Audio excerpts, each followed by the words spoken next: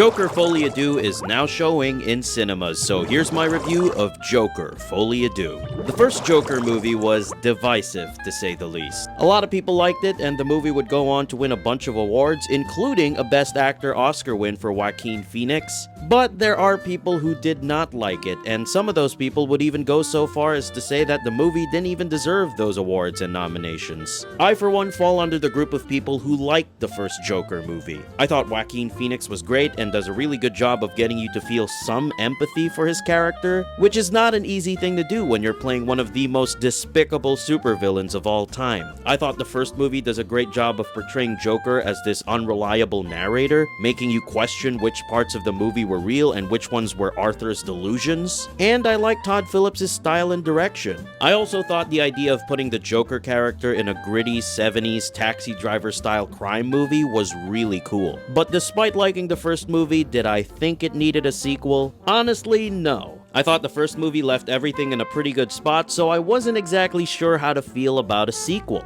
But I was willing to give it a shot because Todd Phillips has proven himself a really competent filmmaker with that first Joker movie. Plus, they got Lady Gaga as Harley Quinn, which I thought was inspired casting. But having seen the sequel now, I will say, much like the first movie, this movie is sure to divide some people. But unlike the first movie, I can't exactly say I like this one, because honestly, this movie's a bit of a mess. Let's start with the positives first. Joaquin Phoenix continues to amaze me with his performance as Joker. My favorite will always be Heath Ledger, but Phoenix is still really good. The dedication he puts into this role, including the physical transformation, is not something to take lightly, and it deserves all the recognition. To make himself look the way he did for one movie is already pretty crazy, but to do it again? That's like if Christian Bale did a sequel to The Machinist and made himself look like this again. So I can't help but admire Joaquin Phoenix and his dedication to the craft. He walks this fine line of empathetic loser that you kind of feel sorry for and scary, unpredictable psychopath really well.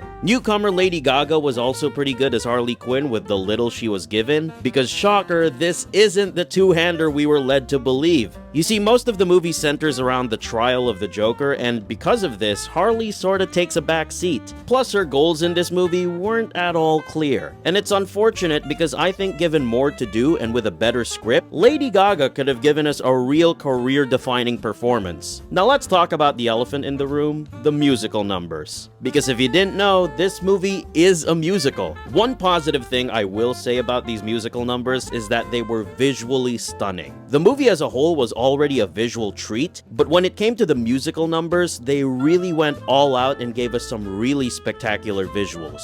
But that's all there really was to the musical numbers. They're just visual eye candy. And in my opinion, sometimes it worked, but for the most part, it didn't for me. I feel like they could have gotten away with one musical number. I personally think it would have worked if they only had just one. But to center a lot of the movie around these musical numbers, I have to wonder, why? Was it because Lady Gaga was in it? It just tonally felt out of place. And after a while, these musical segments get repetitive and tiring to watch. And the worst part is, it doesn't really do much for the plot. I found myself asking the same question Jeff Goldblum's Ian Malcolm was asking in that one scene from Jurassic Park. They were so preoccupied with whether or not they didn't stop to think if they should. Because yes, you can make a Joker musical, but should you? Imagine binging the Joker movies, and after watching the first one, you jump right into this one, and you start to ask yourself, why are there random musical numbers in here that are so tedious to get through in this supposedly grounded and gritty iteration of the Joker? Another problem I think this movie has is its lack of structure, because at one point, this movie felt like it was just throwing crazy ideas at us for the sake of it.